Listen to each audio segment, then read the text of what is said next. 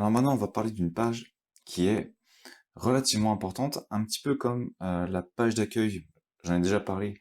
La page d'accueil est une page qui est centrale. Et il y a une autre page, on pourrait dire que c'est un petit peu la page d'accueil bis en termes d'importance. Ici, davantage pour les visiteurs que pour les moteurs de recherche. J'en ai parlé, la page d'accueil, c'est vraiment central aussi bien pour les visiteurs que pour les moteurs de recherche. Ici, la page dont on va parler, elle est vraiment importante pour les visiteurs principalement. Enfin, ça, c'est mon avis personnel. Alors déjà, c'est quoi cette page? Eh bien, c'est la page à propos. La page qui va présenter de manière plus personnelle l'entreprise, le blogueur qui est derrière, par exemple, un blog, la personne qui est derrière un site, le but, en réalité, de cette personne, de cette entreprise, à travers, par exemple, une histoire. Et donc, l'objectif, c'est quoi? À travers cette page, eh bien, c'est de créer un sentiment, de créer une relation entre le visiteur et le site, le blog que l'on va développer. Que le visiteur se sente impliqué d'une certaine manière dans le projet et qu'il ait envie de le suivre. Voilà c'est quoi l'objectif de la page à propos. Alors comme pour la page d'accueil, c'est une vidéo que je fais après la formation, donc vous aurez peut-être des éléments qui seront un petit peu différents en termes de design par rapport à la suite de la vidéo, mais peu importe, je voulais revenir dessus parce que c'est quand même une page assez intéressante et j'avais pas été assez loin, je trouvais, dans l'explication que j'avais fait dans le cas initial au niveau de cette page à propos, dans la vidéo initiale justement sur cette page à propos. Alors j'ai préféré la refaire. Encore une fois, si on reprend la structure que je vous avais montré un petit peu pour la page d'accueil, le fameux cocon sémantique. Encore une fois, vous vous occupez pas de ce terme un petit peu technique.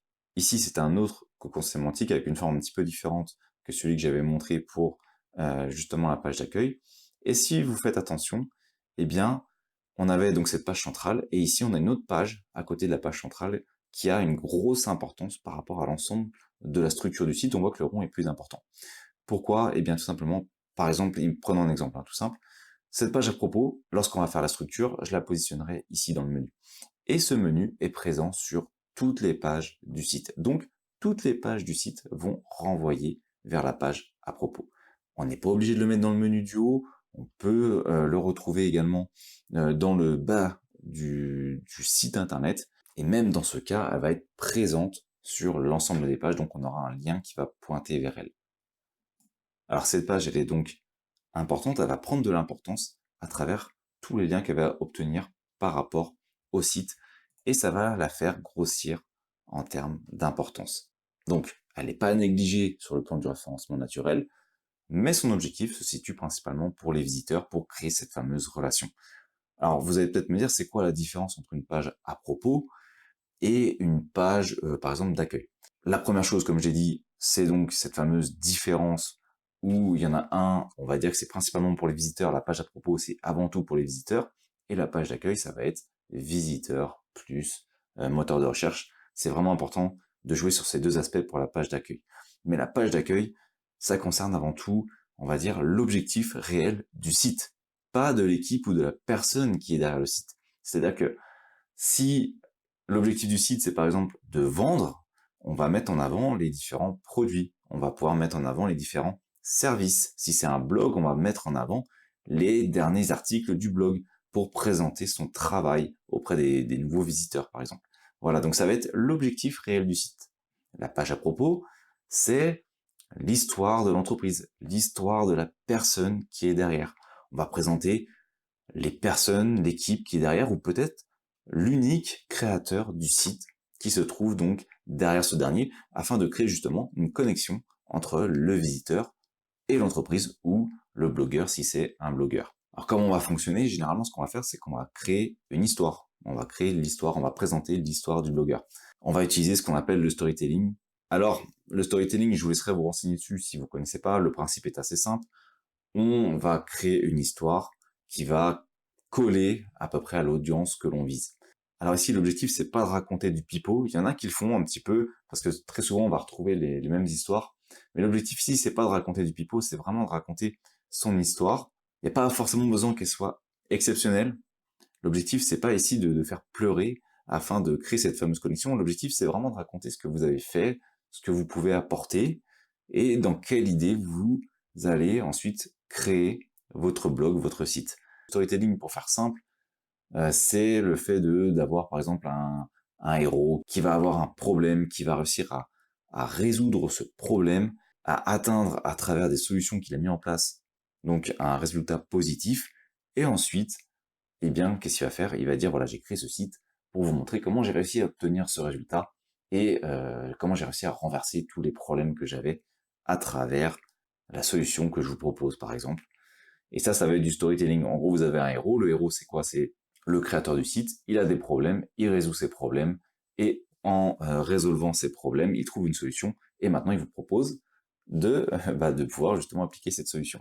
Ça, c'est un petit peu le cas classique du storytelling. On va dire le storytelling à la vente. Mais il y a d'autres types de storytelling qui existent, où l'objectif, c'est pas de vendre, c'est tout simplement de faire adhérer à un projet commun, à créer une communauté. Bref, il existe différents types de storytelling. Vous pouvez vous renseigner sur le sujet. En tout cas, l'idée de cette page à propos, c'est de créer une présentation du blogueur, de l'entreprise, et l'histoire derrière.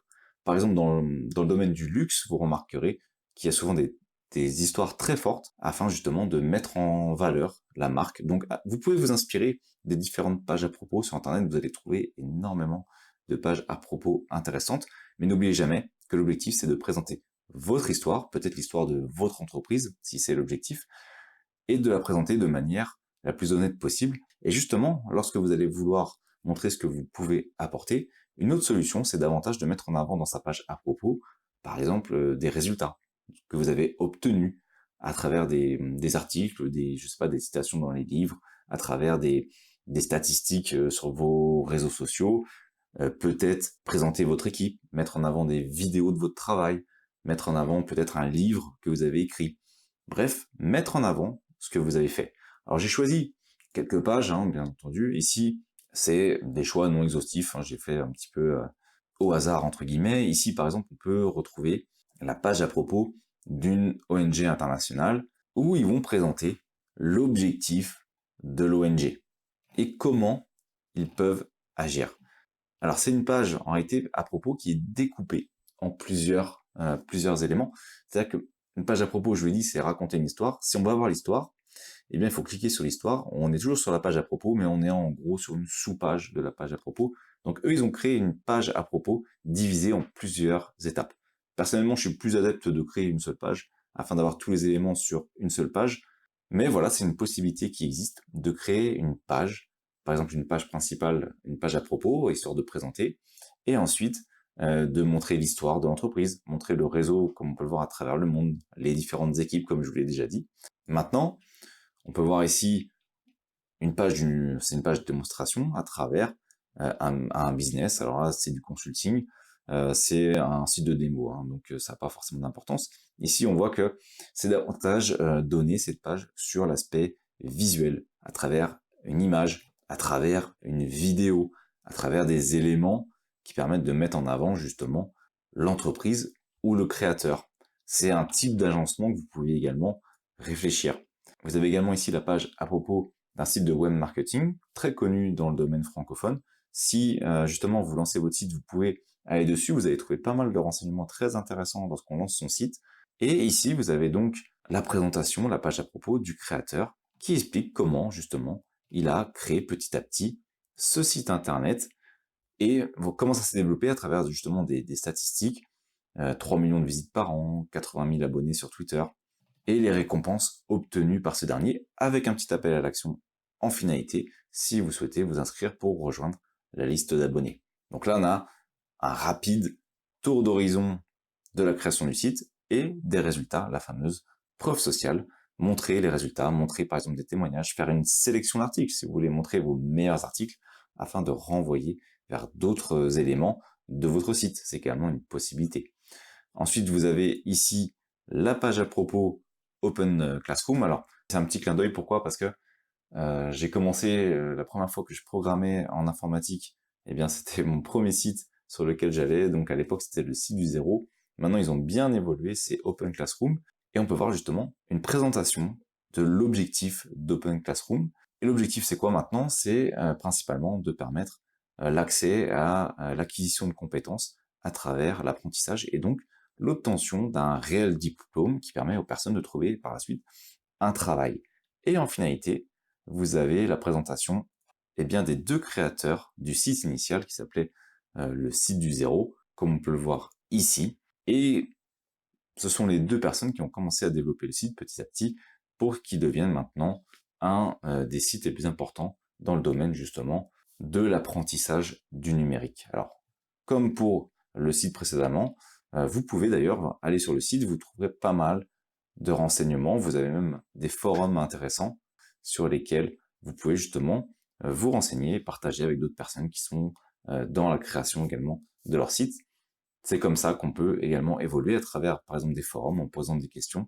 D'autres personnes vont vous répondre pour pouvoir vous-même améliorer vos compétences à la suite. Car on apprend tous les jours lorsqu'on crée un site internet. Et c'est en faisant que vous allez de toute façon apprendre le plus.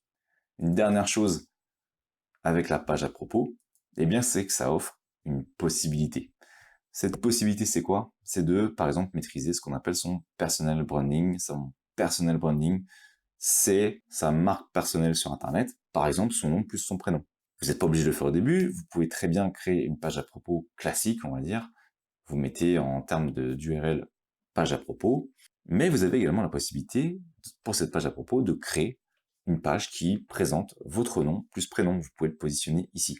Pourquoi faire ça? Eh bien, tout simplement, si vous souhaitez maîtriser votre nom et prénom sur Internet, ça peut être une bonne possibilité. C'est-à-dire que lorsque les moteurs de recherche vont indexer votre site, ils vont découvrir cette fameuse page, cette page avec votre nom et prénom, eh bien, elle va ressortir dans les moteurs de recherche, et lorsque quelqu'un tapera votre nom et prénom, il aura directement accès à cette page qui emmènera vers votre site et à votre présentation personnelle. C'est un petit peu une sorte de CV personnel qui vous permet de vous présenter. Donc vous pouvez également utiliser cette forme de page à propos en utilisant votre nom et prénom si vous souhaitez avoir une certaine maîtrise de ce dernier sur Internet. Ça, c'est le choix de chacun.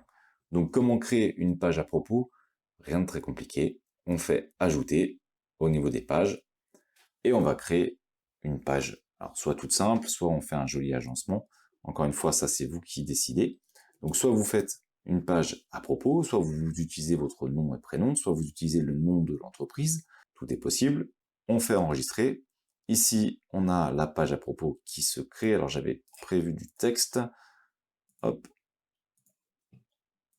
Et on va donc créer du texte. Alors, bien entendu, ici, c'est juste du texte pour la mise en forme. Il faudrait rajouter une image de la personne, image de l'entreprise, une image qui représente peut-être votre histoire, votre page à propos, afin de créer cette fameuse connexion entre vous et le visiteur. N'oubliez pas que l'objectif de cette page, c'est de créer une connexion entre le visiteur et vous. Et pour ça, il faut vous présenter votre entreprise, l'objectif de l'entreprise et non forcément l'objectif du site. Personnellement, je pense que l'idéal est de bien cerner les deux, c'est-à-dire que l'objectif réel du site doit se trouver davantage sur la page d'accueil et l'histoire de l'entreprise, l'histoire de la personne qui est derrière le site doit se trouver sur la page à propos. Voilà la grande distinction un petit peu entre les deux. Maintenant, une fois qu'on a fait ça, eh bien, comme pour les autres pages, on va déterminer un site. Donc, soit on met, par exemple, une métadescription relativement simple. Encore une fois, choisissez si votre objectif c'est d'utiliser votre nom, prénom, tout simplement de faire une présentation de l'entreprise. Si le nom de domaine ne correspond pas au nom de l'entreprise, si vous avez une entreprise, eh bien, mettez le nom de domaine mettez le nom ici de l'entreprise. Bref, tout ça, ça dépend, encore une fois, ce sont des besoins particuliers. Chaque cas est différent. Si vous souhaitez mettre tout simplement page à propos, mettez page à propos. Si vous souhaitez mettre votre prénom et votre nom, vous pouvez mettre prénom-nom. À vous de voir ce que vous préférez utiliser comme, justement, comme URL et comme forme de page à propos.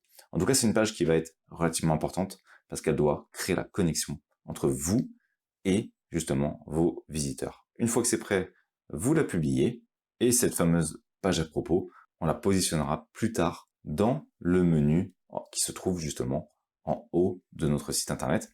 Et ça, on en reparlera au niveau justement de la structure du site.